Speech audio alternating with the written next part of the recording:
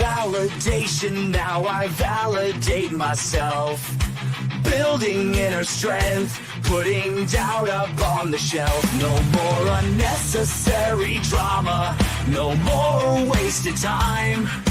Climbing higher constantly, making my own climb. Standing on higher ground, where excellence is found.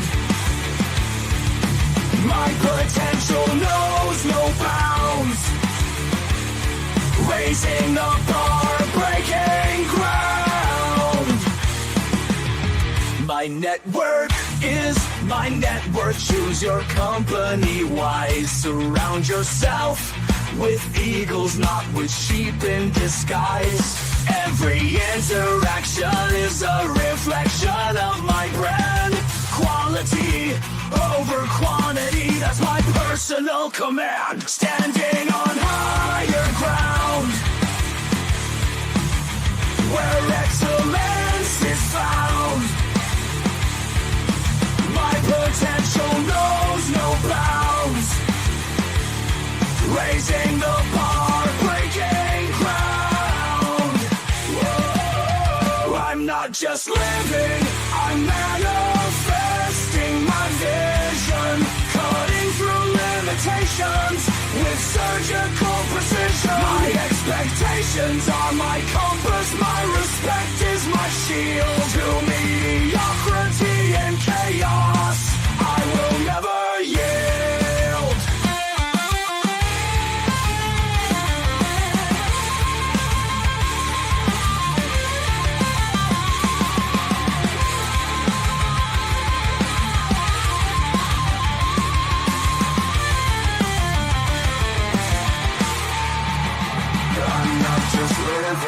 I'm manifesting my vision, cutting through limitations with surgical precision. My expectations are my compass, my respect is my shield. To mediocrity and chaos, I will never yield.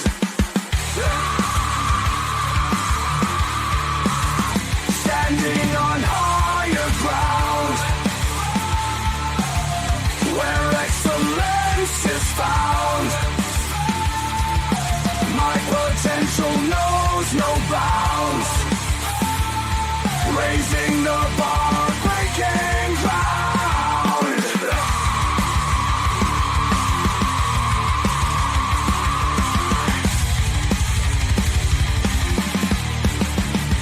I'm not just living, I'm manifesting my vision. Cutting through limitations with surgical precision. My expectations are my compass, my respect is my shield. To mediocrity and chaos, I will never yield. How you doing, ladies and gentlemen? Welcome to This and That. I'm your host, Xander, where we talk about this, that, and everything in between. Had less to do today. Pretty interesting Tuesday. Yesterday was a pretty big talk. I mean, we covered a lot of major issues. And a lot of the times, like we have some people that come in and they try to swing this into like a very, very political situation. But I was actually proud to hear that, like, we stayed on the issue. And I thought that was actually pretty good.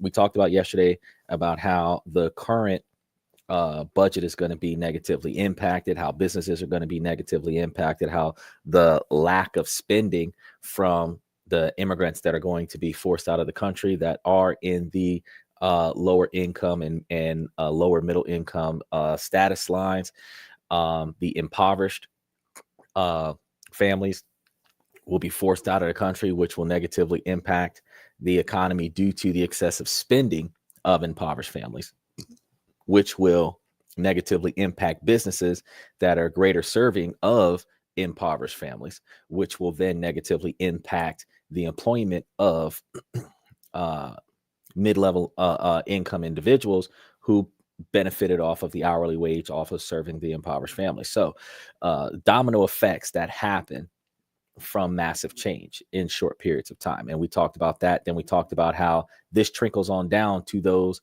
foreign nationals that decide to not foreign nationals, the uh,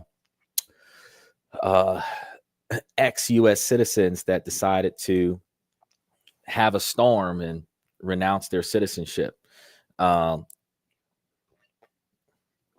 I would never do that, no matter how I feel about my country, because whenever you are looking for one of them stimulus check handouts or anything to that effect, any type of governmental benefit for its people, typically happens to the natives. So unclassifying yourself as a native was a bad decision for some people. In my opinion, they might have thought that it would have been better for them. Typically people would have made that decision to evade negative experiences with law enforcement, but that doesn't work the way you think it is. The law enforcement is not the group in this country that you think that by changing some paperwork they're going to respect you. Doesn't happen that way. So you just got to understand that, there's different ways to go about doing that. And here on This and That, we talk about every other way that we can go about doing things. So today we're going to be talking about launching up seemingly free startups with minimal effort that has the maximum potential for profits. I have experienced a few of these. So as we go through them today, I'm going to be telling you guys about some of the things that I've learned, in addition to some of the things that you guys can do, and then give you some prioritized recommendations as to where to go and how to get it done. Because there is a way, and there is a way to do it for very little cost, but nothing in life is free. There will be extra effort involved with anything that is low costing, because in business, the product is provided by effort and capital. The more capital you put into it, the less effort you have to do, but the capital will cover the effort that someone else is being paid to do. And then your profit is the difference between how much it costs for you to get it done versus how much you made. And if you made more than you spent, then you turn to profit, and that's the cost of doing business. If you spent more than you made, then that's a financial loss. So today we're going to be getting into that. So make sure that you guys like and subscribe as you come in. Make sure that you mash those reaction buttons. You're going to see them. You should see them over here on the bottom right side of your screen.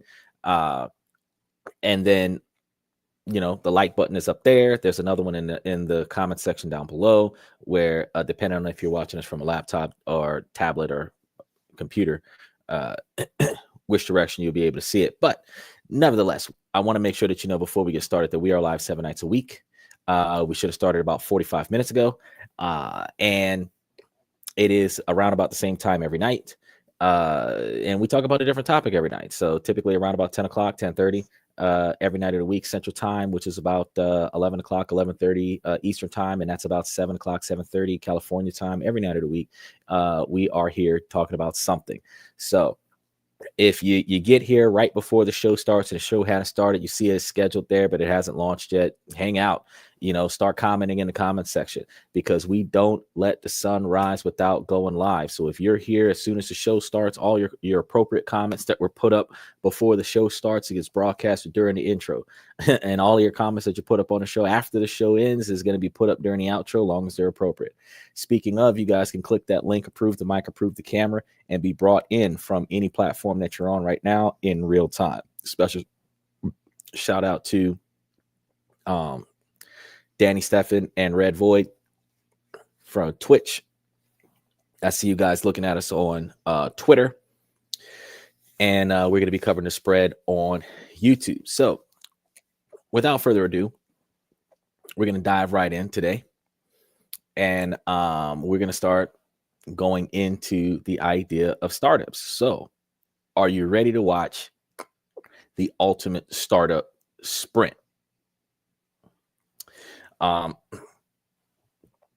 going to set ourselves a challenge today to launch a high profit startup and record time and we're going to be utilizing this idea to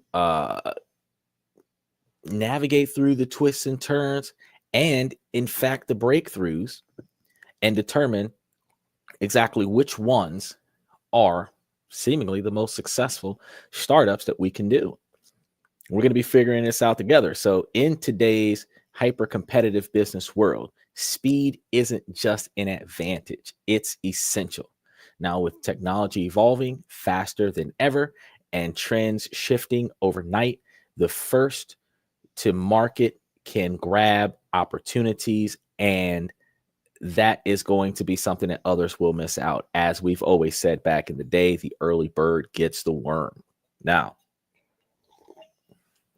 real quick, before I keep going, I want to make sure that you guys understand that towards the end of this, that I'm going to be giving you guys about 10 or 20 different stock options that have been paying out over the past, since today, from today to the 13th, over the next 7 days, that are high dividends per share payouts over the next 7 days, so that you guys can take a look at that as well. Some of these are follow-ups from ones that I've talked to you guys about in February. Some of these are going to be new. Remember that there is one, I think International Seaways is what's the one we talked about before, that's supposed to be having an ex-dividend date of June 12th, and it's paying $1.71 a share for $33.36 a share. And if you get into it before the 12th, then you will be able to grab that inflated price over the next few weeks, over the next month. I would get into it as quickly as possible, because if we only get paid twice a month, you got this paycheck and next paycheck, and that's it. So whichever one you want to do, either you're going to like take your current paycheck and pay all of your bills right now with your current paycheck, and then take your second paycheck and dump it on seaweed, or you're going to take your whole paycheck, take half of your paycheck and put it on there now, and take the other half of your paycheck and put it on there later. However you decide to spin it, you got to get it set up in a way where you take whatever you don't have to pay towards bills, for those of you that are living from check to check, and take whatever you got left and put it on International Seaways for the June 12th ex-dividend date, so that you can get that payout by June 25th, because that is going to be something worth your while. Now, since there's going to be a lot of dividend distributions coming out, we're going to be talking about them as they come, projections of some that will be coming, and we're going to be trying to follow along to make sure that we have put our money on all of them at some point. And then we're going to be talking about strategies on how to reinvest our dividend payouts into different areas, so that we can maximize growth on our platform throughout the year. So this way, those that are following along, you're not just listening to a bunch of random ideas. We're actually going through the flow of one idea of investing in cash dividend stocks for low-income individuals, or individuals who are starting up in the stock market, so that we can start building our resources for financial success. Now, back to the main topic. Remember, it's not just about speed with development, because just like with the stock market, it is supposed to be a slow grind. The effort that we have to put into this now requires us to, day by day, month by month, organize and reorganize our lifestyle.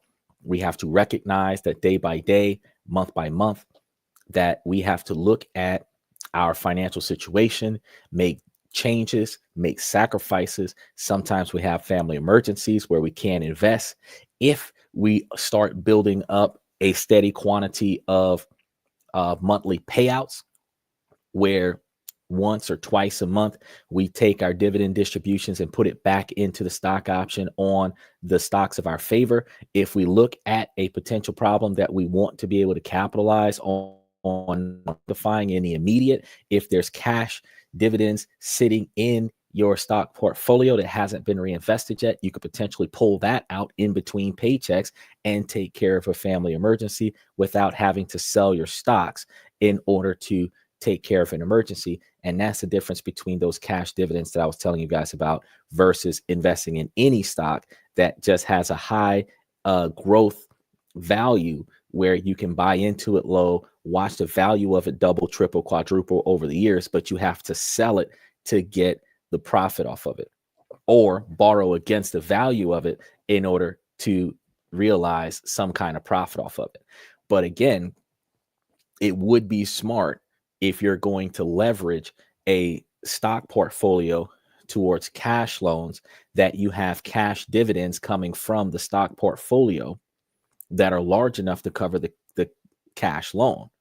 So let's say you want your cash loans to cover things that's going to be like $1,000, $2,000 a month payback on a cash loan. Well, in that scenario, you want your cash loans, you want your dividend payouts to be giving you $1,000 to $2,000 a month before you're able to leverage that cash loan.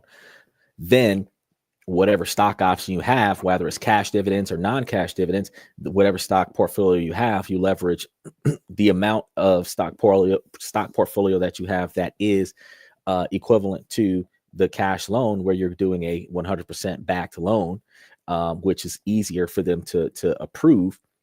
Then they take that, give you your cash, you use your cash, you buy what you want to buy, and just on a regular basis, make sure that your stock option is paying your loan on time. So the payout date for your loan needs to be after the release date of your stock option capital.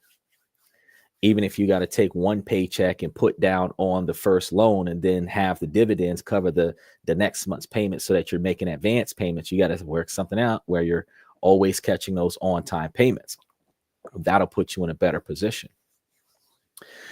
So since the stock options are a long-term investment opportunity with immediate results, because you're going to be experiencing monthly payouts, which turns into annual yields, which turns into overall success throughout the year, which is more motivational, because short-term successes over a long period of time motivates you to continue making those same investments in positive success so that you can see positive results.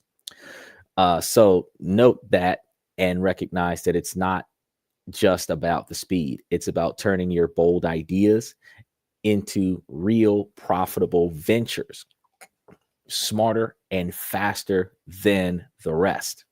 Now, launching a startup quickly isn't for the faint of heart.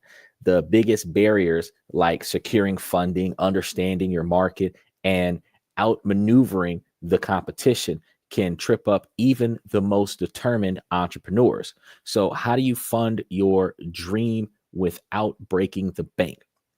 How do you dive deep into market research without burning precious time? And in a crowded marketplace, how do you make your debut unforgettable? Well, many founders are caught in a tug of war between careful planning and rapid action. And in limited resources and the weight of managing a small team and launching can feel overwhelming for just about everyone. So if you have ever felt this, the pressure, the animosity, the anxiety, look, you're not alone. These are hurdles though, and you can overcome these hurdles. All it takes is a little bit of know-how. So here's how we're going to be tackling the challenge today, and how you can too. First thing you want to do is validate. If you connect directly with potential customers, pinpointing their pain points and making sure there's real demand before spending 1 cent, this step saves time, money, and sets the foundation for success. I can give you a quick example of that. A buddy of mine and I was supposed to be starting up a used car dealership at one time. We wanted to flip cars, and he was thinking, buy a car out the auction, park it on the side of the road in an open field, put a for sale sign on it, and it'll sell. in on paper, in the imaginative world, that's exactly how things work. In reality, that car can sit there and grow a tree before somebody even notices the car is there. And then you have a slew of problems with doing that because one, if you don't own the property, you have to get permission from the property owner. Two, you got to come back and check on a car on a regular basis, which costs you money to prevent the car from coming up missing. Three, you have to have a way to show off the car. Four, you have to keep the car in a presentable position. There's a lot of things going on with that. Now, I told my guy, I said, well, look, there's 3 ways we could do this. Because at least where we were in Florida, there is a company that loans you money to buy cars out the auction. You pay them a monthly premium for that money until you pay them back. But it's a monthly premium. So you can go buy you a car for $5,000 or less. You pay them $60 a month for that car for the loan. And then when you pay off the car, you pay them back. Yeah, it's simple. It was like a surefire thing. You're using somebody else's money, buy a car, you get rid of the car, you pay them back, you give them a little extra on top. Cost of doing business. Now, my buddy thought that part was a fantastic idea. I did too. The next part was do something that other dealerships don't do. Now, you're familiar with ambulance chasers, right? Those are the attorneys that try to beat you to the hospital to get the case. There's laws against that. But there are no laws. If you are a concerned citizen, walk up on a car crash, you see somebody whose car is completely jacked. And you're like, damn, that car sucks. I can help you get another one. Here's my number. Tell me what kind of cars you like. I will go look and see if I can find one that's similar to your car or similar to your dream car, depending on the price range that you want to be in. And I'll give you a call as soon as I grab the car. We go and grab the cars, give them a call. I got the one you're looking for, inside or less than the price range that you were asking for. Their car is gone. So they need a car. Instant sale. Okay. And in that particular format, the car was sold before you bought it because you went to the auction to go pick up a car that was what the customer wanted. You made sure that there was almost nothing wrong with the car, and then you put a price on it that they would not argue with. You make a sale. You bring the car to them. They're allowed to test drive it with you and everything like that. You make a sale on the spot, day or night, to the convenience of the customer. Car sold. Now, this takes a little bit of effort because you got to go to the auction. You got to go to a few auctions sometimes to find the ones that the customer's looking for, pick up what they're looking for. It might take a week, 2, depending on where you are and how determined you are. Then you got to bring it to the customer. And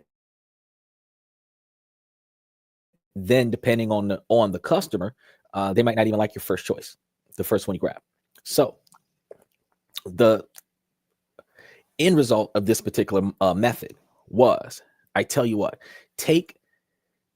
sell the one that he wanted, put the one that he didn't want up for sale. Now, this is where high turnovers turn over attention.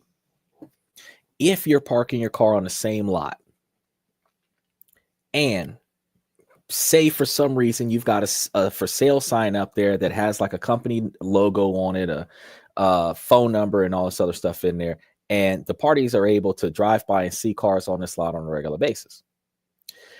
And if the car doesn't sell inside of 2 weeks, bring it back to the auction and sell it for more than what you got it for. You're still paying back the other guy. You're going to buy something else with the change. And then you're going to bring that and park that out there. Now, what this did was the customers that would pass by this particular location would see an abundance of cars rotating off of this lot, which leads them to believe that they're highly valuable, which also leads them to believe that they're in good condition, which also leads them to be curious about going over and seeing what kind of cars are there this week. And then they will determine if they can get in contact with the owner of the location and say, hey, can you hold X, Y, and Z car for me? Yeah, sure. And now you got 2 sales. So all the cars that got sold based on finding the demand before you went and got the car limits your inventory. The ones that are sitting in wait are extra sales. The ones that don't sell in a limited period of time are resold at the auction, which allowed you to turn over monthly revenue. You're still getting minimal profits, but you're still getting profits.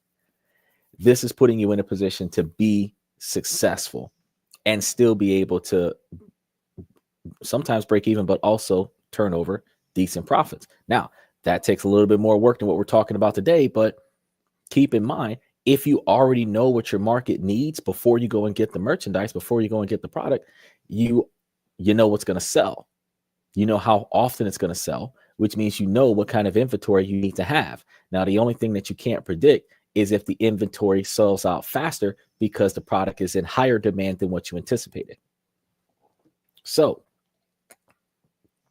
the first thing that you want to do with these things is you want to have a lean startup mindset. So got to be building a minimum valuable product, which is what I was doing with the car dealership. And the idea was, well, if I find a guy who wants a car, I go get that car, I sell it to him. That kept me with a 1 to 3 car inventory. I would, next person that I come across, offer him the 2 cars that I have. And then if he doesn't want one of those cars, what car do you want? And then I go get his car and then I bring it back and I sell it to him. Still 1 to 3 car inventory, minimum valuable product, MVPs. Now, the simplest versions that delivers value and invites real world feedback. You want to forget about overbuilding. I'm focusing on what matters and iterating fast. Technology as my turbocharger is going to be one of the best things that we have there, because again, when you're dealing with this, if you're advertising online, you're putting the car up on the website, you're putting it up for sale. If you've got your cars up for sale, like you look at cars on a website that's for sale for months, right? Sometimes those cars are on that list for so long that the manufacturer doesn't even put in effort to take the car down off the site before the car is sold. If you're running a smaller operation, if you've got a website, you put the cars up on the website. Now with technology, you could put those cars on the website, do YouTube videos about the cars, and then tag the website for the car dealership on the YouTube site. Then you still have the cars out there, which gives you a larger turnover. Now, from a drag and drop website, builders to automated marketing tools, you would be able to use every resource to streamline and scale and research the audience faster than ever before. Now, of course, no business is entirely effortless, because the situation that I just explained to you requires a decent quantity of effort, because you've got to go to the dealership, look over a bunch of cars on the lot, put your bid down, outbid somebody else, get a reasonably valuable car, and then get out there and try to turn you a profit off of it after you got it. So if you got somebody that wants the car before you go pick up the car, you have a heightened probability of success, 70 to 80% success, as opposed to if you just picked up a car that you thought looked nice and hoped that somebody else would buy that car. Now, this is a situation that's not completely risk-free. Still, nevertheless, several startup ideas stand out in 2025 as especially accessible, low cost, sometimes even free to start, with minimum setup and high profit potential and a fast path to real revenue. So if you're looking to follow along or launch your own venture, here are some of the top startup ideas based on current trends and expert advice. Drop shipping. We have talked about this multiple times in a year this year. If you launch an online store without holding inventory, pay for products only after you make a sale. Minimum upfront investment requires you to at least buy the product. Just set up the website, market via free channels like social media, and then your profit margins can hit 40 to 60%, and you earn with your very first sale. Now, that's considering that you're not trying to expand, because if you're because I actually did this with drop shipping, and I started off, I was selling football memorabilia, I was selling all kinds of stuff. And it started off with selling one football ring, to selling 5 football rings, to selling a collection of them, to selling little spinny toy things, squishy toy things. I was selling all kinds of stuff all over the place. Cooking grills, George Foreman grills. It was all kinds of stuff all over the place. And the thing about it is that the profits from the last sale gave me the capability to purchase more expensive products to send to the customer, because since I was working this through Amazon, Amazon would pay me after the customer confirmed that they received the product. So I would have to have a budget there to pay for the product to get shipped to them, and then wait for my money to be released later. So each time I sold something, I had to spend money for it to go to them. And then after they got it and I got my money back from the sale, the difference between what I paid to get it to them and the amount of money that they sent to me is my profit. But if I want to expand on it, to go from buying one item at a time and selling one item at a time to selling 1,000 items at a time, instead of me actually realizing a profit, I would have to reinvest that profit, where if I'm making a 100% return, where if I put my money up for say $5, $10 for an item that I sold, and I get back $10 or $20 back off of that item, where I made double back than what I put in. For every one item I sold, I have enough money to buy 2. But that still means that I've got to buy 2 so that I can have money to buy 4. I got to buy 4 so I have enough money to buy 8. So I'm not actually getting a profit because I'm expanding. But I can say, now I've got enough money to buy 10. I've got enough money to buy 100. I've got enough money to buy 1,000. Then I can say, well, if I've got this much money, I can buy a bunch of them, ship them off the Amazon through the auto shipping thing, and allow Amazon to ship the stuff for me. Now, I told you guys before, because of the tariffs and all this other stuff that's going on, that drop shippers are going to be spending a larger quantity of money with the warehouses going into union. The companies are going to be experiencing a lot more cost for packaging from Amazon, but you pay the cost for convenience, and you offset the cost to the customer. So there's going to be an inflated price. You just have to undercut your competitor. Now, if you're launching a drop shipping business using digital products, this is often much more affordable and accessible than traditional physical products in drop shipping. And here's a breakdown of typical cost you might encounter. Now, no inventory cost for digital products outside of the cost to get the original template. So you're going to be getting ebooks, templates, courses, software, etc. You're going to incur $0 of storage, because it's like a link, a PDF file, audio file. And then there's no shipping costs or manufacturing expenses, because once the product has been created and you purchase the original rights to sell that product, that link will be easily accessible for everybody who decides to go and get it. Now, products are delivered automatically by your system, eliminating manual fulfillments, and also eliminating your obligation to use fulfillment centers. Then you're going to have a higher profit margin, because there's no variable cost per sale after the initial setup.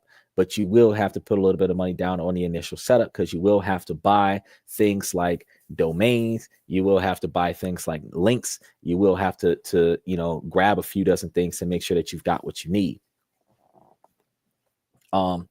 Domain and hosting is going to be a thing to build your brand, the same way we do here on This and That. Building the brand is the best way to get yourself out there. Now, a domain name is anywhere between $10 and $20 a year. You can go to places like Namecheap or GoDaddy. I use GoDaddy, where websites are hosted between $5 and $30 a month, or you can pay for annual memberships. Then you can go to certain dropshipping companies like SiteGround, Bluehost, or Shopify. If you opt for a platform that's going to aid you with ability to promo your product a lot easier. Then you're going to have your e-commerce platform, where Shopify charges you like $39.99 a month with a 14-day free trial, or WooCommerce with WordPress has free plugins but needs a hosting of $5 to $30 a month to use. So it's not 100% free. And if you are making sales out the first month, if you're paying for the platform and you're paying for other monthly service fees, then out of 5 or 7 of the products that you sell, depending on how much it costs to sell those products, you're going to be taking that profit and paying for the platform in order for you to run the platform, and then taking the difference and reinvesting it back into buying more product. The plugins will help you, because free themes that are available on most platforms gives you a unique style without costing you much money. But if you're doing premium themes and premium plugins, that's anywhere between $20 and $200 for a one-time or per year optional fee. The product sourcing or licensing is going to be the other thing that you might have to pay for. Some original digital products are free if you create it yourself. The time that you invest is the cost, but licensed products are anywhere between $0 and $200 if you buy private label rights or resell rights from the original manufacturer of the digital product. After you get that, then you start setting up your payment process, where Stripe or PayPal is good ways to go, anywhere between 2.9% plus 30 cents per transaction for standard transactions. Gives you the ability to allow them to utilize online payments, and that those service fees comes out of your profit margin, which means that whatever's left over is yours. Now, you're going to have to deal with marketing and advertisement, because you do have organic ways to advertise, like social media and other forms of squeeze page contents with SEO transactions. But free to start is going to cost your time over the money, but paid ads, which is optional but not required, starting as low as $5 to $10 a day if you want to accelerate the ability to see profits instead of doing the snail pace scenario. Even with YouTube channels, YouTube makes a lot of money off of advertisements, because podcasters would get more traffic on their platform and get more recognition if the customers paid, if you paid for to advertise your platform to other individuals. Now, this is going to be a different way to go about doing things. But if you're trying to make more money than you spend, you might want to start up organically. And then after you start up organically, then you would take some of your profits and put that towards advertisement, which also again means that you're not actually realizing true profit, because the money that you made off of sales went towards the advertisement to gain more sales. So you still have a net zero business, but your business is paying for itself. If you started paying for your business and then your business starts turning profits where your business is paying for your business, even though you're not making money yourself, you're not spending money. And that in and of itself is the first signs of a profit. In the beginning, though, like Flavor Sweet that was on the show day before yesterday, talking about her makeup podcast thing where she spends a bunch of money once a year on makeup. And I told her, start up an LLC, use the makeup as a business expense, write off the product.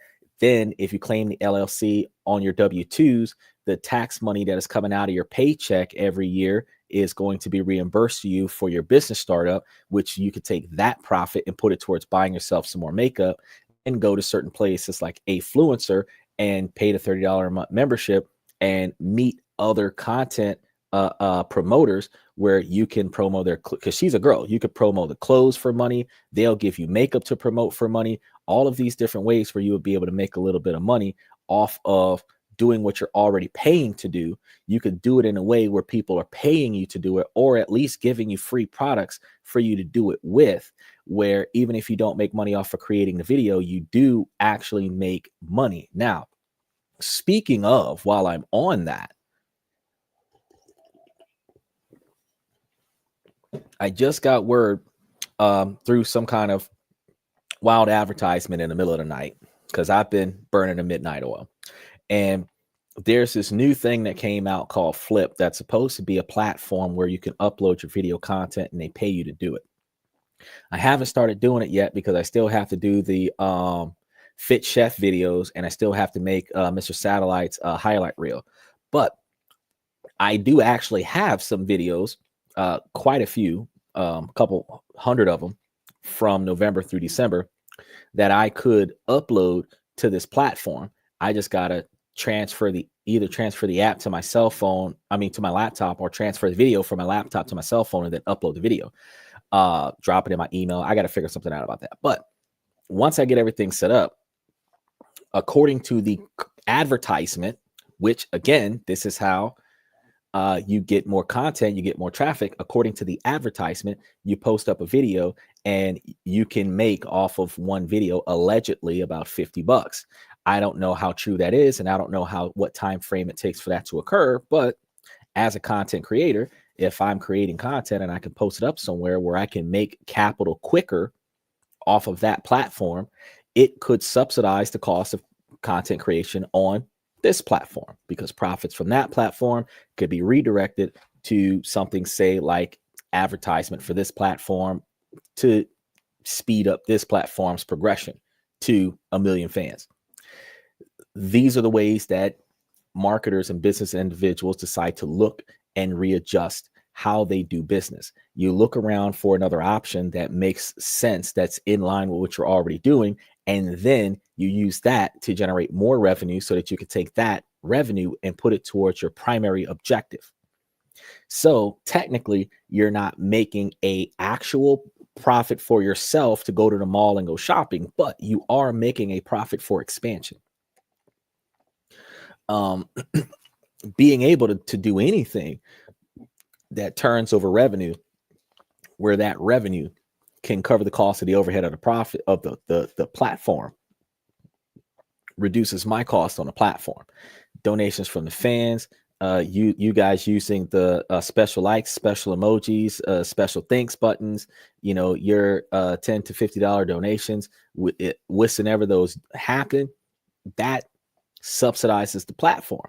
When that happens, then the platform can expand. But as long as the platform is in the growth scenario, there are no profits, just like a dividend stock. Now, here goes the next thing. You have your email marketing tools, because this is going to be another thing that's going to help you with making yourself successful. And these can be individual startup options. You have, optional, but also recommended, the MailChimp covert kits and other free plans that are available where you can upgrade to startup situations of anywhere between $10 and $30. Your estimated startup costs are going to be different item by item. But the thing is that you will be able to find a way to make yourself more successful with whatever it is that you're trying to do. Other things that you can do to make some money is like content writing and copywriting. If you've got writing skills, you can offer your services for websites, blogs, and marketing content, just like Alan from Happy Oli the dog treats, who has Crestify. He was on the show here back in November, and his Crestify Studios actually aids in the development of websites for individuals who are trying to improve their SEOs and improve their visibility. And Crestify Studios actually works towards creating a good label for you, packaging labels and stuff for your product. So he goes the extra mile with it. And these are ways that you can do startups that fix that fix you into a profitable position with little cost to start up. Now, Alan did tell us that it takes up a lot of his time with all of the customers that he handles, but he's doing pretty well with it. You can start with just a computer and internet connection, even if you got flaky Wi-Fi like we have here on the podcast. You find clients through freelance portals or direct outreaches, which is where the advertisement comes from. High demand and premium rates for specialized writing allows you to offset the lower rates, the below market average rates, in order to get your foot in the door. Because if you're not a well-known individual, you are not going to have as much positive feedback on your name as somebody else on Fiverr or something like that, who's been doing this for a few years, got a lot of positive reviews. You can do resume writing. That could be a whole business, helping people find jobs. If you help job seekers with standout resumes and cover letters, you'll be able to get paid. And that's like what, $10, $20 a resume. And a lot of people need jobs. With 200,000 individuals that just lost their job in the government, a lot of people need jobs. 140,000 people that wasn't in the government that lost jobs. A lot of people need jobs. And about 44,000 Americans that'll lose their job if 1,000 non-Americans get put out of the country. You know, you're gonna have a lot of people losing jobs. Now, this is a free to start network where you can do this from LinkedIn or professional circles. You have quick project turnarounds for this and potential for passive income from templates and guides. So if you created something like this that has an overall generic template where individuals can just put their name in and then fill in the blanks and then print it out, then you can actually create one that works for what someone is trying to accomplish. And then that original creation can be used as a template where you can then sell the template for individuals that don't know how to do it. And you can have different template styles. And then they can just buy the template style that suits their interests. You could do consulting and coaching online, which like we had specified before, we have Sarah coming in, supposed to be on Thursday. I'm going to be reaching out to her later tonight to make sure that she responds tomorrow or Thursday morning before the show, so that we can keep in touch and make sure that she's still going to be here. But we're going to be reaching out to Sarah because Sarah wanted to come in May 8th, which is in 2 days, and she should be here talking to us about relationships and giving us a lot of advice. There is KJ. So, like we always do, when my guys come showing up, I like to throw them into some special intro music.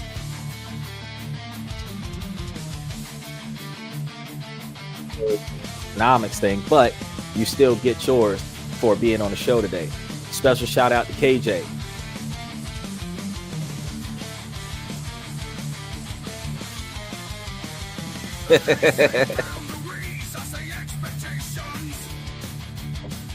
He says, I'm a chronic troller. I hope I haven't offended you in any way. I'm a happy troll. Where were you yesterday? Oh, I got to talk to you, KJ. I got to talk to you, KJ. Where were you yesterday? Yesterday was a day to troll.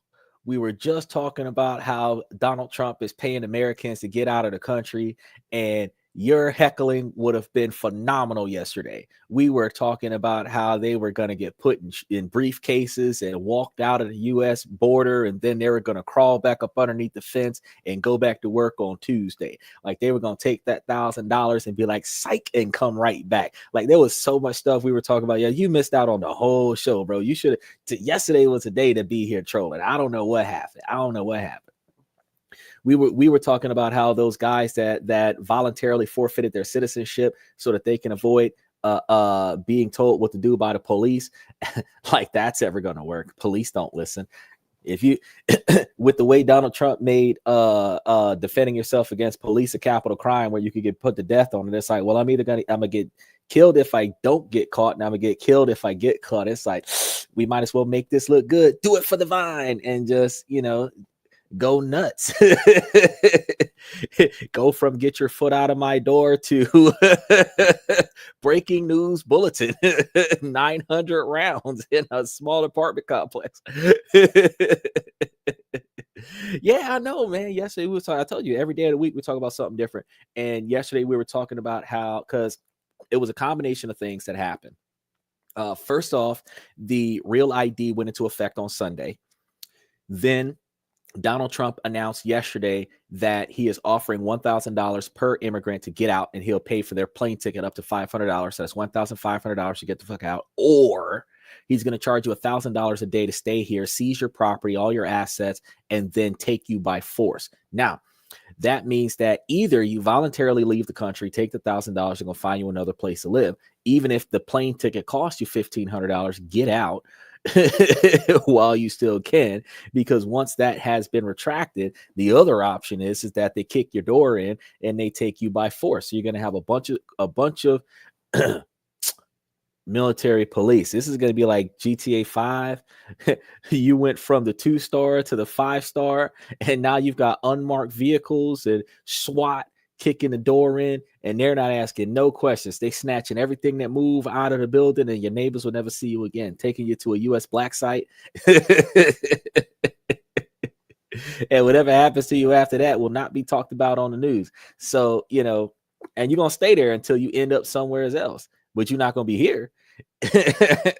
So, yesterday was a day for you to come and drop in and give us a large quantity, because I was sitting here talking about how those cats that out there with those fake license plates and fake driver's licenses and all this other stuff, be talking about some sovereign land dweller and all this other stuff, trying to use legal jargon, and they were, it's a no-brainer. Like they better get the fuck out. But those guys if they have their citizenship, but they're just being defiant to the laws and claiming sovereignty, they still have citizenship on record. Those people won't get thrown out. But those individuals who legally put the paperwork in there to not be in the country recognized as a citizen of the United States, where it is officially documented that they are non-U.S. citizens still in America, those American-born individuals that forfeit their citizenship is being ejected out of the country with all of the immigrants,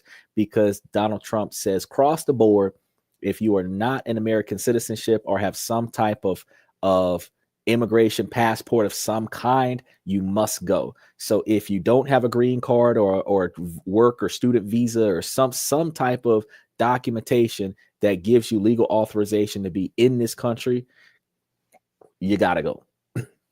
So those folks, this is a sovereign property and blah blah blah blah. Yeah, that's okay.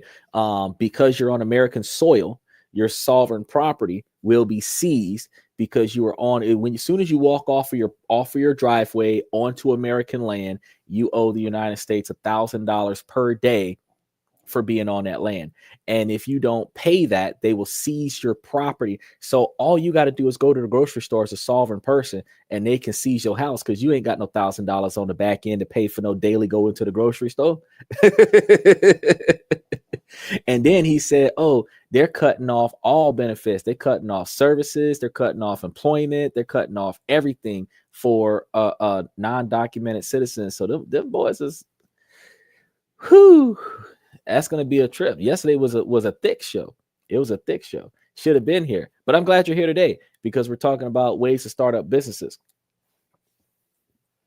Now, if you monetize your knowledge in marketing, human resources, or tech, wellness, or any other specialty, the way Sarah's going to be here on Thursday, troll on Thursday, ask her some relationship questions.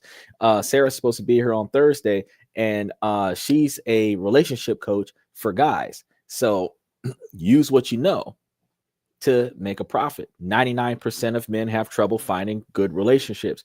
It is a untapped niche that is oversaturated. Ironically, the reason why it's an untapped niche that is oversaturated is because there are so many people talking about how guys are struggling to find a good relationship, but not too many people trying to do anything about it. Partly because guys who would try to do something about it would be shunned by the girls, and not too many girls are interested in doing anything about it because they benefit from the chaos of the guys being rejected 600 to 1,000 times just to find one girl, because the girls are being approached by 600 to 1,000 guys before they say yes to one guy. So since the requirement to be approached is on a lot of women, those women are not objecting to the current chaos that's in a relationship. Once those women reach their mid-30s and they have to start doing the engaging that the men were forced to do, and they start feeling that rejection that men start to feeling, that the men's been feeling their whole lives, women are like, wow, the dating field is hard. Well, once you recognize that, you need to tell your daughters and tell your friends and tell the single girl that's acting bad on the block that it is hard out here for a middle-aged woman. You need to straighten up and settle down early, because your value to reproduce children diminishes with age. And if that is all you bring into the table, then because we talked about 2 days before that about how the women could partner with men and invest in the relationship and invest in stocks and bonds, and two $50,000 a year partners in a relationship, making a total of $100,000 a year, living a $60,000 a year lifestyle, could put $40,000 a year away and make themselves millionaires within 10 years. All they got to do is just keep investing and put all the money into trust. And then I told them, I said, you could do one better. Each relationship you get into, you create a trust, and then make you and your partner a beneficiary, and then make that an irrevocable trust before y'all break up, so that you stop investing in that trust, but you keep getting a paycheck. And then you start up another trust with your new relationship, and you keep doing that. If you had 10 different relationships, you got 7 or 10 different trusts. All of your investments into your last relationships will be paying you money every year, long after your relationship is over, which is better than getting alimony from divorce court, and better than fighting your partner for dividing up capital, because you have this document that says I'm supposed to get paid regardless of what you got going on in your life, because of the quantity of money that I put up.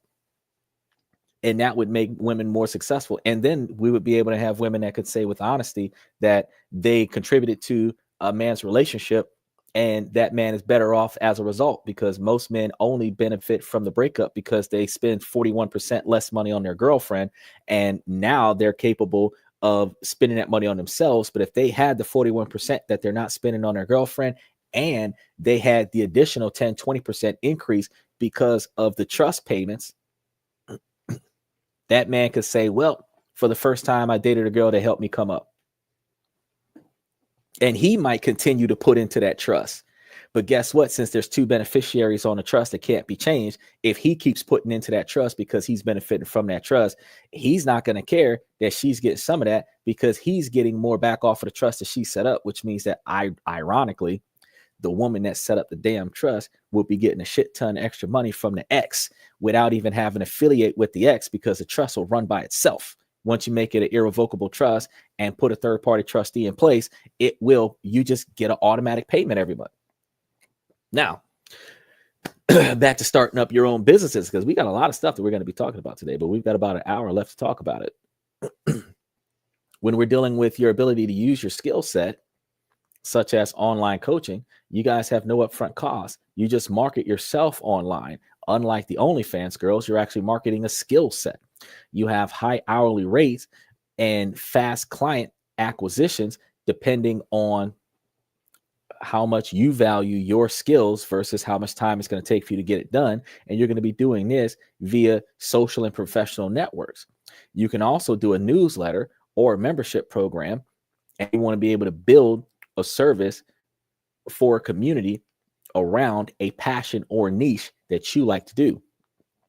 These kind of things are free to start up with email marketing tools, and you can scale income as your audience grows, where you can invest certain money towards the expansion as you generate profits from your customers. Now, you want to be able to launch quickly and profit if you already have a following.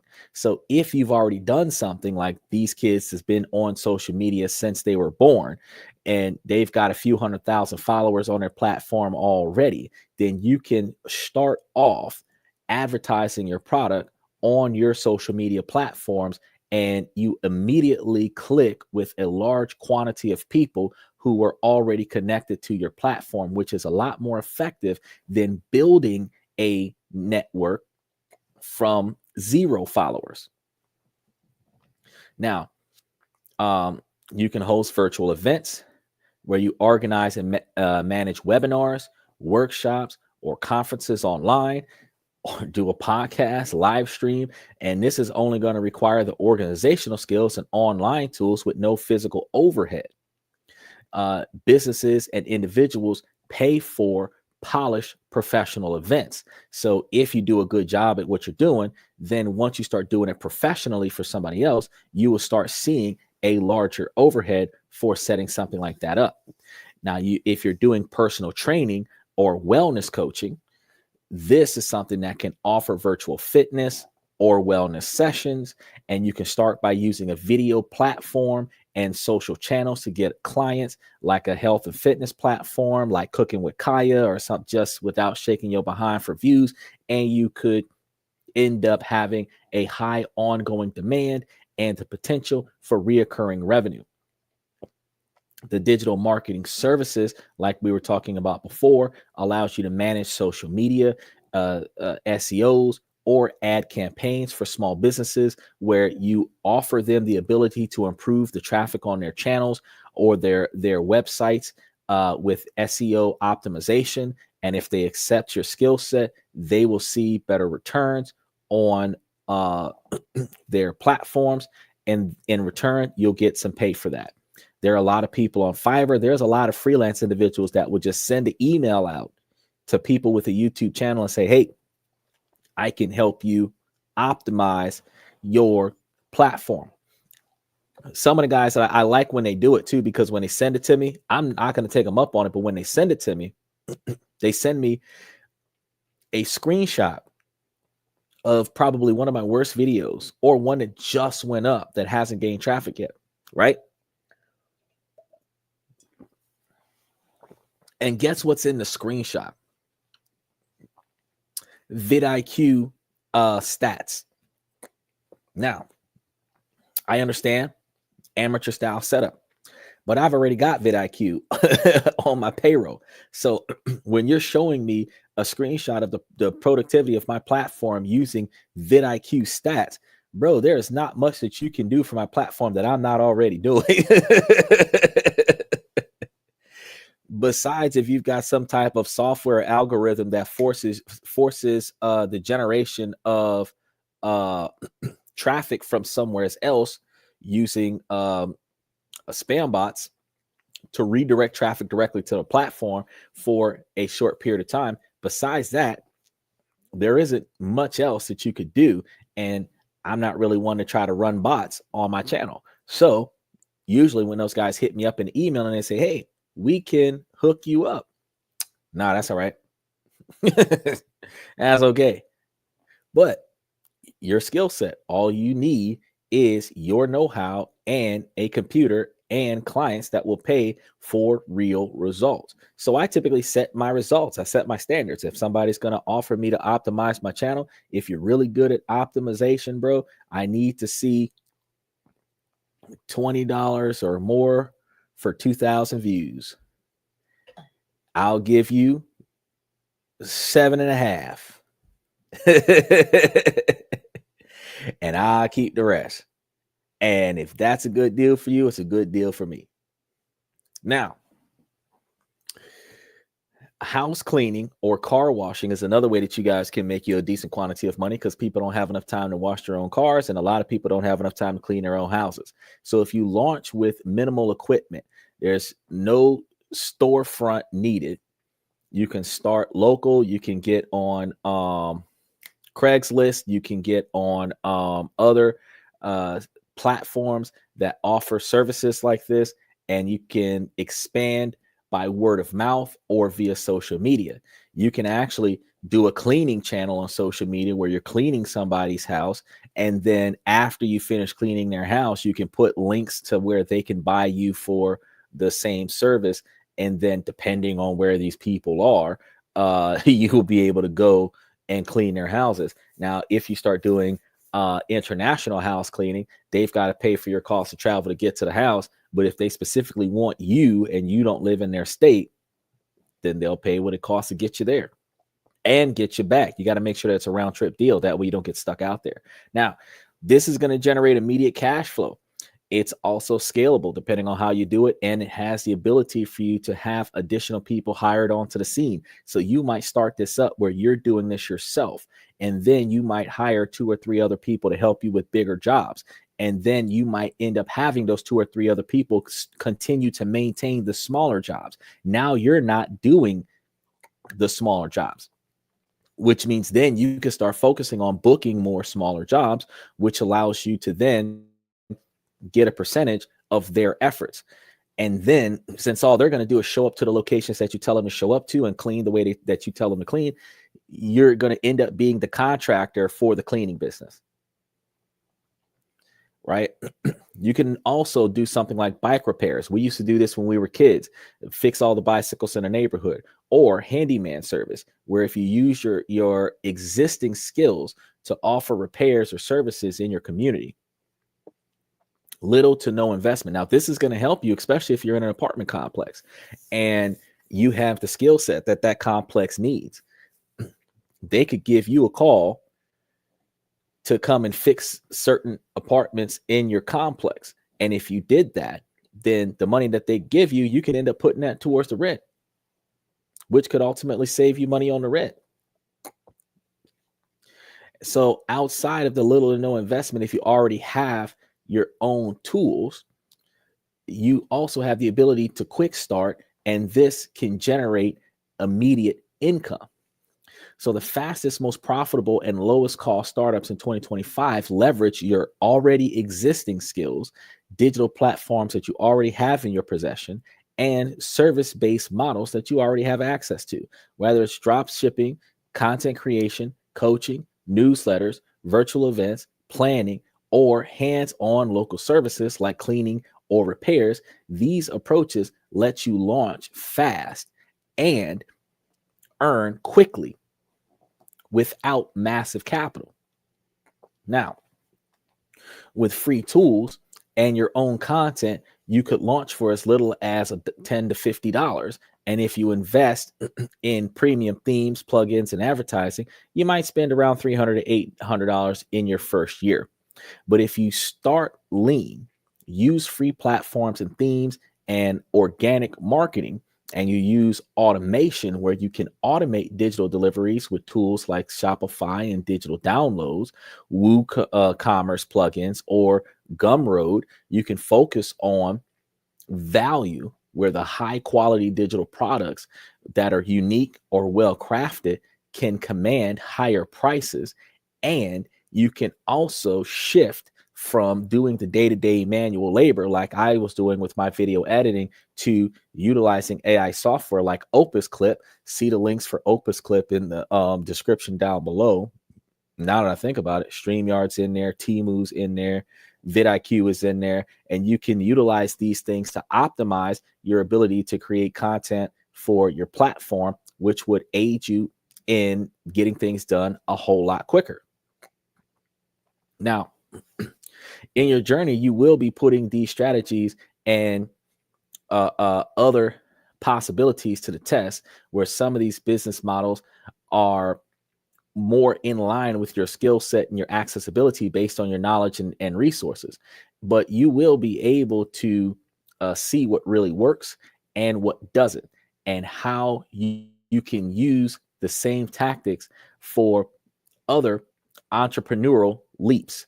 And if you want to know what proof exists that this can work, well, there are startups out there who validated their market, launched a stripped back MVP, and harnessed the power of digital tools, turning small budgets and nimble teams into big profits fast. And one such company rocketed profitability within months by focusing on their core values, adapting quickly, and reaching customer service where they were, is Crestify and Happy Oli and Joe Mastrano, the tax agent. So there's three, and all of them were on the show. And then we got Sarah that's going to be on this Thursday. So it is doable. It is doable. Their success isn't magic. It's a blueprint. So with the right mindset and smart strategies, launching a profitable startup and lightning speed is absolutely within reach. So here's my invitation to you. I want you guys to join me on the journey, because I'll be documenting every win and setback on the podcast with everything that we do with business and investments, so that you guys can see that there is a way to make money for you. There is a way for you to find other ways to generate extra capital so that you can increase your income to offset your debt, and then still be able to take the profits off of that and put that directly towards investing into stocks and bonds and trusts that will lead you to long-term financial success. We're going to share the real strategies and raw stories behind the scenes, whether you're a seasoned founder or just dreaming about your first idea, because there's something here on This and That for you. Now, before we go any further, I told you guys that if you hang out, we're going to be giving you some of the highest paying monthly and quarterly dividend stocks with payouts this week from May 6th to May 13th of 2025. First one up is the one that I've always told you guys about, which is Orchid Island Capital. And this one is doing 12 cents a share. It just paid, actually, it's going to be paying May 29th. The ex-dividend date just passed. Armor Residential is a real estate investment trust. They're paying 24 cents a share, and they're going to be paying May 29th. Their ex-dividend date just recently passed. AGNC Investment Corporation has a 12-cent payout date, 12 cents per share payout, and their payout date is May 9th, which is in 3 days. So there's going to be more capital coming in if you've already got that stock option. Dynex Capital, we just recently talked about that one for the first time about a month ago. That one has 17 cents a share being paid out May 1st, which was about 5 days ago. Ellington Financials, which we just recently talked about, is doing 13 cents a share, and that one's pay date is going to be May 27th. Notice how May is the month where most of the highest paying shares is supposed to be paying for this quarter. I told you so. Now, number 6 is Gladstone Commercial. They're doing 10 cents a share, which is pretty low. And they're paying out May 30th. Apple Hospitable REITs, they're doing 8 cents a share, which is even lower, and they're going to be paying out May 15th, which is next week. EPR Properties is doing 29 cents a share, almost 30 cents a share. They're also paying out on May 15th. LTC Properties is 19 cents a share, and they're paying out May 30th. Realty Income Corp is paying 26 cents a share, almost 27 cents a share. They're also paying out May 15th, in case you didn't know. And then we have These are all the ones at our monthly dividend stocks. So this is the top 10 monthly dividend stocks. So these are the ones that are going to be paying out every month. So if we look at the top 10 monthly dividend stocks that are paying out every month, Orchid Island is paying 12 cents a share. Armor Residential is paying 24 cents a share. ANGC is paying 12 cents a share. But you got to look at the share price. How much does it cost per share to buy them? So some of these have a higher price than Orchid Island, where Orchid Island, you could buy 2 shares of Orchid Island and still beat out their 24 cents a share. So that's why you want to look at buy-in price versus the payout price versus the turnaround price or turnaround time, so that you know which ones are good for you. Now, the quarterlies, you want to diversify. So your quarterlies are ones that are good to you buy into your monthlies twice a quarter, and then you buy into your quarterlies with the dividend payouts from your monthlies once a quarter. So before the ex-dividend date of your quarterlies, you want to take your payout from your monthlies and put them up on your quarterlies. Then when your quarterlies pay out, you want to take all the money from your quarterlies and put them down before the ex-dividend date of your monthlies. And that way you're going to get the maximum quantity of returns from each investment. And then all you got to do is just move all your money around the way your money needs to be moved around, and you'll see the most results over the year. Omega Healthcare Investors is another one that's doing 67 cents a quarter. And that quarter starts May 15th, which is next week. Enterprise Products Partners is another one I think we've talked to you about before, and that one's doing 53.5 cents, almost 54 cents. That was paying on the 14th. MPLX is doing 95 cents a share this quarter, and that's going to be on the 16th.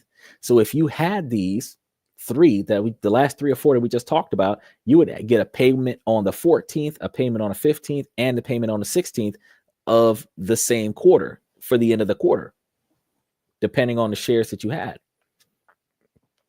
You have Energy Trend, and this one is interesting because if it's giving you 95 cents a share and that's quarterly, then that means that you're getting a little under $4 a year per share. Depending on the price of the share, that might be a good deal. But it's saying that it's 7.6% yield, which means that it's 7% profit off of the buy-in. Not necessarily what you're hoping for 15 to 20%, but these are things that you can look into. Now, we talked about Energy Transfer, 32, almost 33 cents a share, paying May 20th. Altria Group is paying $1.03 per share, and this is a quarterly, where the annual is $4.08 a year, and it's supposed to be, the pay date is not specified yet. So they're about to do the pay date, but they haven't announced it yet. Verizon Communication, a phone company. You can actually buy into T-Mobile too, but Verizon Communication is doing 67, almost 68 cents a share. And that one was paid out 5 days ago on May 1st. National Retail Properties, they're doing 58 cents a share, and they're paying out on the 15th, which is next week. So those of you who used to love getting your government check on the 1st and the 15th, now you can be excited about getting your stock dividend payments between the 1st and the 15th. It's like my investment portfolio is paying me on the 1st and the 15th. It's not I'm waiting on my Social Security or nothing like that. Like, bump that. I'm waiting on my dividend distribution, which also means that if you've got guaranteed payouts between the 14th and the 15th, if you took out a cash loan, you would make the due date of the cash loan on like the 21st, which gives you the ability to receive your money between the 14th and the 16th, and then 3 business days to deposit the money from your cash account to your bank account, so that come the 20th, it will be accessible for an automatic bill pay. Then you don't even have to think. You just have to automatically drop the money to your bank account on the day that it makes itself available, and then it gets automatically taken out of your bank account the moment that it hits the day after it hits your bank. Now, One OK Incorporated is $1.03 a share, paying on the 15th. Kinder Morgan Incorporated is 29 cents a share, paying on May 15th. Bristol Myers Square is 62 cents a share, paying May 1st. Now, like I did for y'all last time, I'm going to make sure that I do it for y'all again. If y'all remember correctly, I threw this in the comments for y'all so that y'all can go ahead and grab them and take a look and see what's what. So I'm going to see if I can do that again today. Let's see if we can do it again today. If it lets me scroll, we can do. Will it let me scroll? Because I don't want to copy and paste the whole script. I want to just the whole, just get the part right here that we working on. See if we can take this. It doesn't let us. All right, I'm gonna do it the hard way. So because I'm all about making sure that you guys have what you need. Oh, nope, that's not it. We're going to see.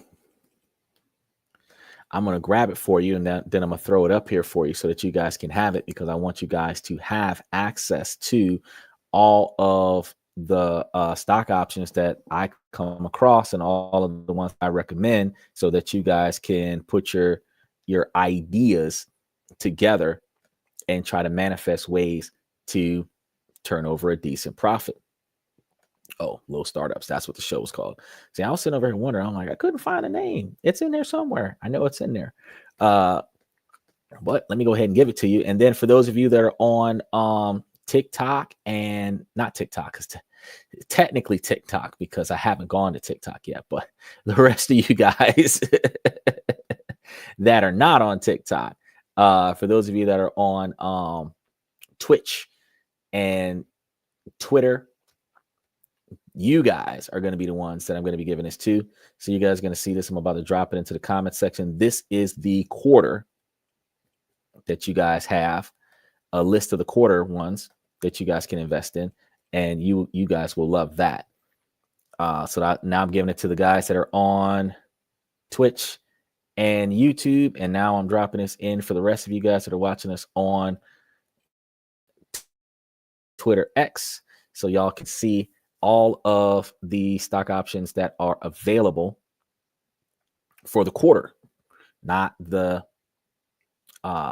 monthly. Now I'm going to give you the monthly so that you guys can see some of the ones that you should be checking up on. And really what you want to do is, when you deposit the money into your bank account, you want to look at which stocks are paying what amount. Wait, hold on. I'm in the wrong spot. You want to look at which stocks are paying what amount on what day, when the ex-dividend date is, and do you want to get that dividend payout, or do you want to get the other dividend payout? Now, I know that when you start thinking about, well, month over month, instead of me investing in the quarterly, I might feel more comfortable with investing in the monthly, because the quarterly is only going to give me the payment one time, and the quarter is going to give me the payment multiple times. And you're right, that is true. But just like with International Seaway, if you buy into International Seaway while the stock is down, and it's going to give you $1.75 on the 25th, and then say on the 28th you sold it, and then after you sold it on the 28th, you bought into whatever your other more favorite stock option was, then you would have your portfolio in a scenario where you could do some stuff like sell all but like $1. That way the Seaway is still there for you to go back and see, but you sold like 99% of your shares, and then you take that profit and you invest it into your monthlies, where for 2 months you'll be getting your money off of that, and then that 1 month you take a large quantity of money and put it on your International Seaway.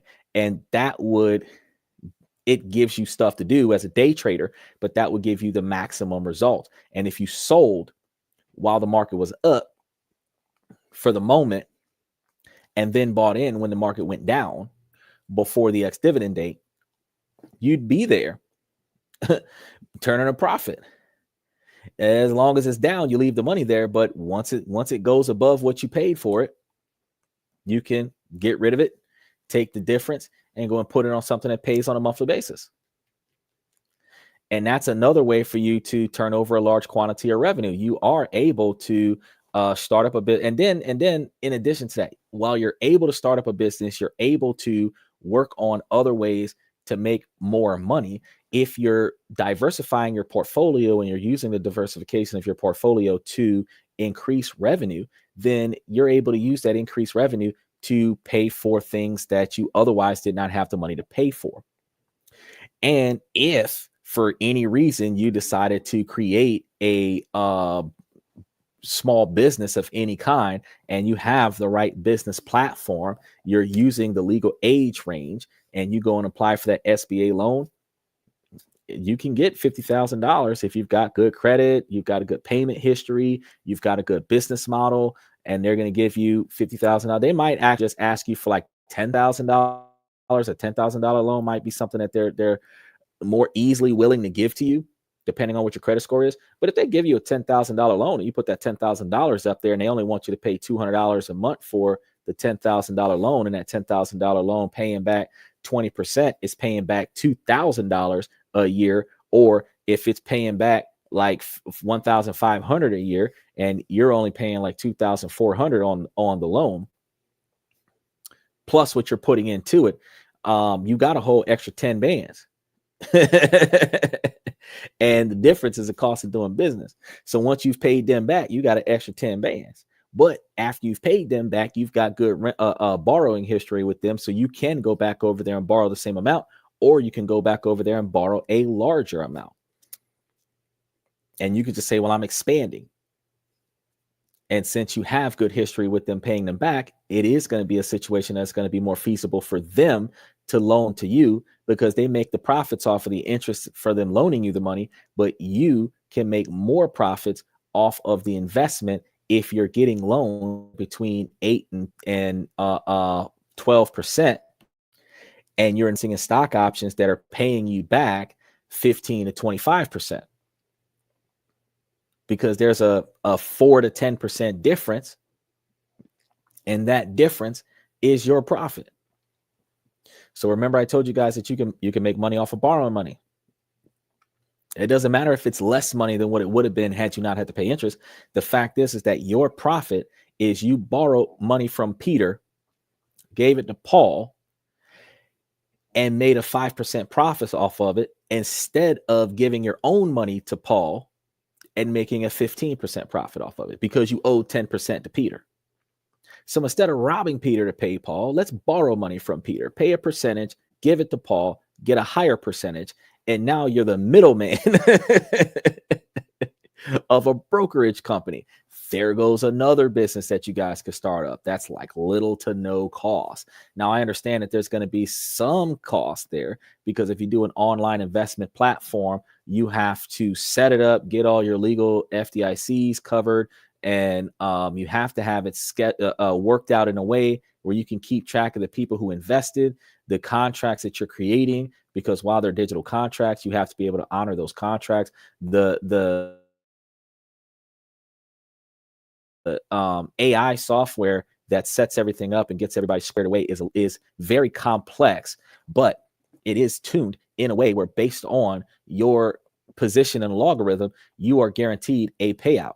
Now, if you're doing this yourself, you might be able to do this on a small scale and watch everybody and pay everybody out. But if you're doing this on a large scale, or if you're automating the system and you're not going to be there monitoring it, it's a lot harder to set up a lot of these businesses and say, oh, I'm going to start something up and walk away from it and let it work itself out. Nah. If you do a side hustle, start up a business, you got to run it until you can pay somebody to run it for you. Then you can walk away from it. But if you're paying somebody else to run it for you, you're making far less than what you would have made if you would have been running it yourself. But paying the cost to be the boss makes taking financial cuts. You are not going to make more money if you don't charge more money, if you're not trying to do the work yourself. So you're going to make less money to do less work, but the less work that you're doing is justified by the money that you're making off of the legacy that you built. Take the WWE. The McMahons are making so much off of it, while Vince might be turning in his grave because they're advertising in the ring now. The fact is that they sold it to TKO so that their money can make money for them, and they don't have to run the company anymore. They don't have to travel the world 52 times a year or 300 times a year to do a show in 3 different cities in a different state or a different country every week. Instead, they can get less and do less and just spend their time off of the legacy that they've already built. But notice, Triple H had a 40-year career. Undertaker, Shawn Michaels, all these guys had 40-year careers. John Cena's 20-year career. These guys have been doing this their whole lives to make it to the multimillionaire status to say that I'm going to retire. And some of these guys aren't even retiring millionaires, but to be in a millionaire status, they have worked a 20+ year scenario building this. The WWE was the WWF in the 90s. And in 2025, that's over 40 years, almost 50 years. What they said, WrestleMania 50 something, right? As like 50 years of doing this. And the fact is that the average man is going to spend 3/4 of his life building something worth leaving behind. So with that being said, I encourage you guys to take that time. I want to know, with all the stuff that I gave you guys today, I want to know, have you guys decided what you're going to do for a startup? Are you going to do a startup? Are you even thinking about it? I want you guys to drop your stories or your biggest questions in the comments. And if you're hungry for more entrepreneurial inspiration and practical tips, don't forget to explore the other videos that we've got on the channel. I want you guys to follow us because tomorrow is Wednesday, and Wednesday we're going to be in different countries we're going to be talking about different countries, because I'm not going to different countries just yet, but we're going to be talking about different countries where we can invest, where we can live, where it's more affordable. And we're going to be talking about the ways of life in those countries. And we're going to be talking about other investment opportunities along with the company. Try to theme it all together. And then just remember that on Thursday, Sarah's supposed to be here. I'm going to double check after the show. We're going to get confirmation hopefully tomorrow so that we can see her on Thursday. And then I like to do backup plans because, until they show up, I'm running an hour podcast at least. So I'm not going to just be sitting here twiddling my thumbs. We're going to be talking about something. But in the meantime, just note that you got a lot of questions that should be asked on Thursday, assuming that Sarah does show.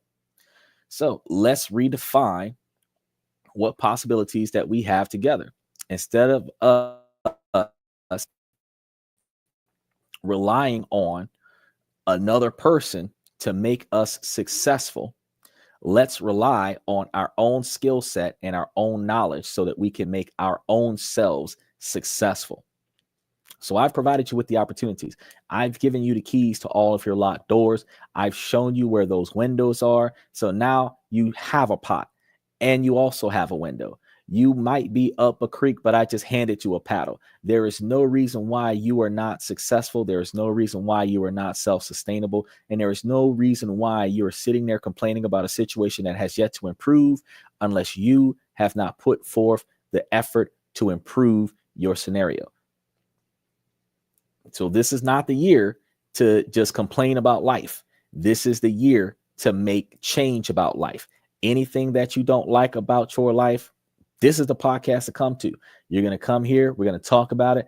I'm going to help you find ways to make a difference. There are some things that you just got to deal with because you made a lot of bad choices in your past, and the consequences of your actions are now. But there are a lot of situations that you can make changes in. And if you make those changes, you'll see improvements. Some improvements are quick, expedient. Some improvements take time. Either way, your goal is to be successful in the future by making changes today. So if you did not start before this year, if you did not start before this month, putting something together, start putting something together. Because I can tell you, when I check my stocks and I'm like, oh shit, I'm getting all these notifications of all these pay dates, and I'm like, oh shit, I'm seeing the effort coming back to me quickly on a monthly basis. And that's why I give you guys monthly and quarterlies. And then I'm giving you options. So now you can get excited about, should I put my money on a stock that's going to pay me right now for this quarter, or should I put my stock on one that's going to pay me every month for the next quarter? You know, which one do I put it into? The one that's going to give me money right now, or the one that's going to give me money later? If they're all due in the next 2 or 3 weeks, which one do I put my money on? And that's up to you. If you're going to put your money there and leave it there, do you want to leave your money there where you might be getting back 2 cents a share per quarter less than the monthly dividend? Or do you want to put it there and then sell it? Do you want to put it up for a quarterly and just let it ride? Or do you want to spread it across other products, other stocks, so that you can start watching the fluctuations of multiple stocks that have multiple payment scenarios? Do you want to use fintech to set some of your stock options with auto reinvest because you want that particular share to reinvest in itself? Or do you want to manually do it yourself? I would manually do it myself, specifically because I want the ability to, in case I need the money, I can take that money and drop it into my bank account, because if it's telling me that I got paid, the money is already there, which means that if I need money for some reason, I can just deposit it into my bank account and I got to wait 48 hours for it to clear the bank. But if the money's not there because it got reinvested into the stock, I got to sell it, wait 24 to 48 hours. Then I got to wait a day or two for it to clear. Then I've got to wait 3 days for it to be dropped into my bank account, which takes a little bit longer to solve an issue. So personally, I would prefer for it to hit my account first and then decide where I'm going to put it. And when I move it, it'll be the day that I'm adding more money to the investment anyway. And that's the day when I decide, what do I do with the money that was given to me? So with all that being said, ladies, I'm going to tell y'all, as long as the situation doesn't make sense, I'm going to keep asking y'all to make it make sense. So ladies, please make it make sense. And fellas, we're about 70%. We're back to it. It's a male-driven podcast from a male's perspective. I greatly appreciate you guys coming to the show. We are going to be live 7 nights a week. Make sure that you guys like and subscribe. And also, if you guys got any extra comments that you're going to add to the show, make sure that you put those comments into the comment section during the outro. I want to thank you again for coming to tonight's show. Thank you for coming to This and That. I'm your host, Xander, where we talk about this, that, and everything in between. And I will see you guys tomorrow night.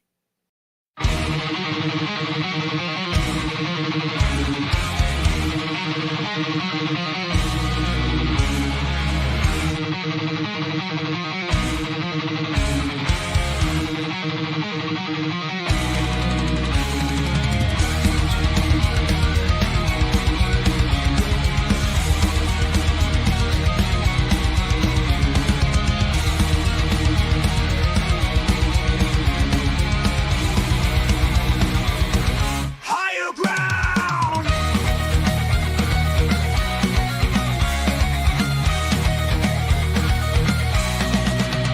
Used to chase validation, now I validate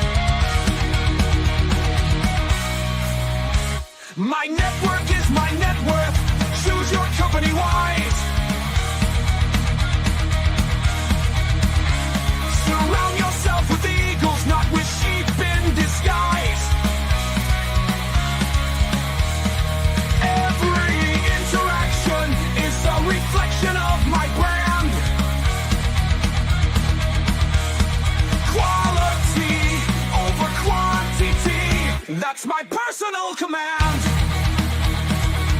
I'm not mounted on higher ground where excellence is found. My potential knows no bounds, raising the bar, breaking ground.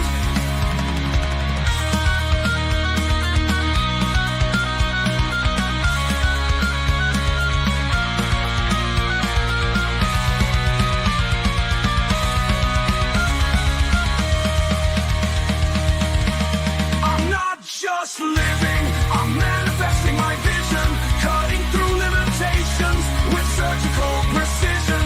My expectations are my compass, my respect is my shield to mediocrity and chaos.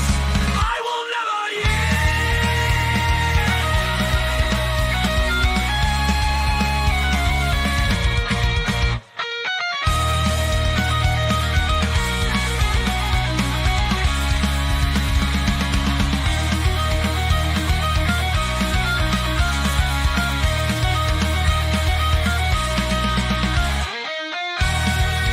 I'm not just living, I'm manifesting my vision, cutting through limitations with surgical precision. My expectations are my compass, my respect is my shield to mediocrity and chaos. I will never yield.